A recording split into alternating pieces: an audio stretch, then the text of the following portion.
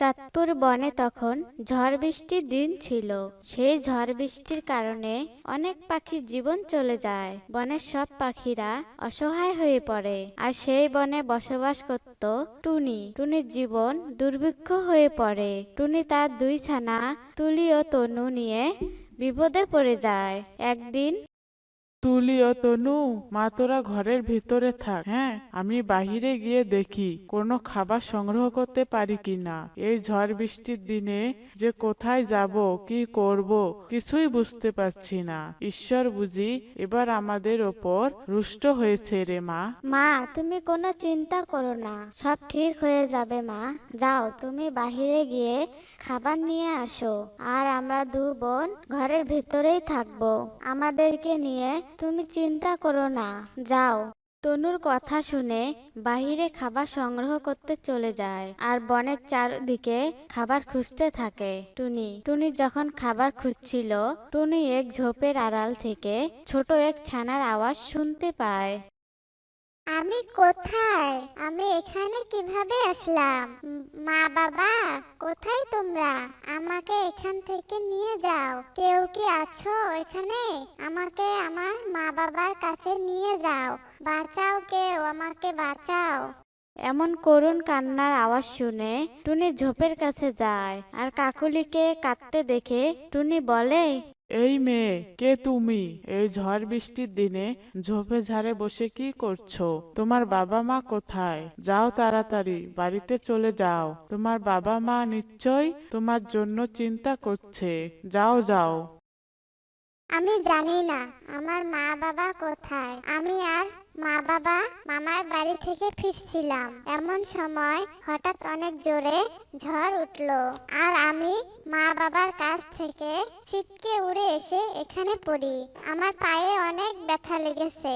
আমি আর হাঁটতেও পারছি না, উঠতেও পারছি না। আমার বাড়ির রাস্তা কোথায় তাও মনে নেই। আমি কোথায় যাব এখন?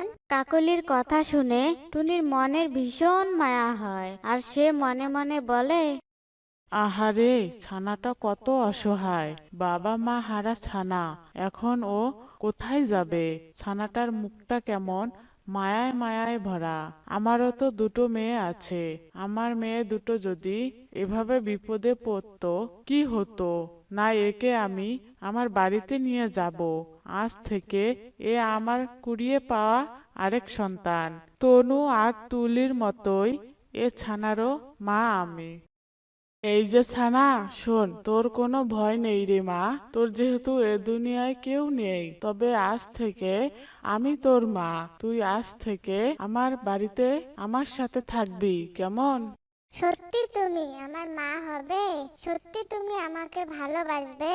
তাহলে ঠিক আছে, আমি তোমার সাথে তোমার বাড়িতেই যাব। আজ থেকে তুমি আমার মা।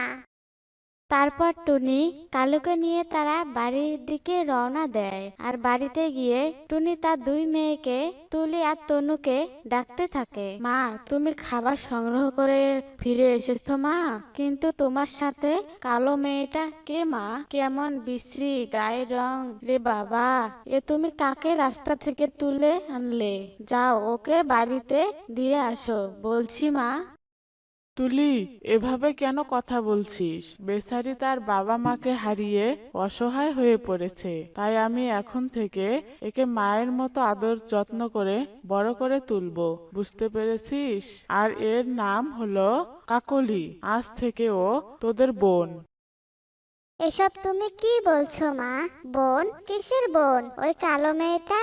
ওই কালো মেয়েকে আমরা কিছুতেই আমাদের বোন বলে মেনে নিব না। তুমি শুধু আমার আর তুলির মা, আর কারো মা হতে পারো না।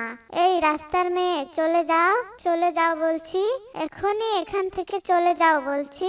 এই তুলি, ধর তো ধর, এই মেয়েকে বাহিরে তাড়িয়ে দিয়ে আসি। চল চল। ছি ছি তুলি, তনু, তোদেরকে আমি এই শিক্ষা দিয়েছি? তোদের আমার নিজের মেয়ে বলতে ঘৃণা হচ্ছে। শোন, কাকুলি এই বাড়িতে থাকবে। এটা আজ থেকে কাকুলির বাড়ি, আর আমি হলাম তার নিজের মা।